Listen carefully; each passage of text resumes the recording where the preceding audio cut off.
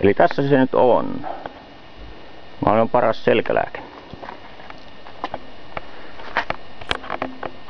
Eli tämmönen järeempi koivuhalko tai joku, mikä pistää kunnolla hanttiin. Että tässä on näitä oksia ja sitten loimu on kanssa hyvä, mikä pistää tekemään töitä ihan kunnolla. Halkomispölkyn korkeus sen halkojan pituuden mukaan on tärkeä turvallisuuden ja myöskin sen tehokkuuden kannalta. Tällä kertaa tämä turvarengas on selkeyden vuoksi pois. Sitä kannattaa käyttää, se helpottaa itse työtä ja antaa lisää turvallisuutta.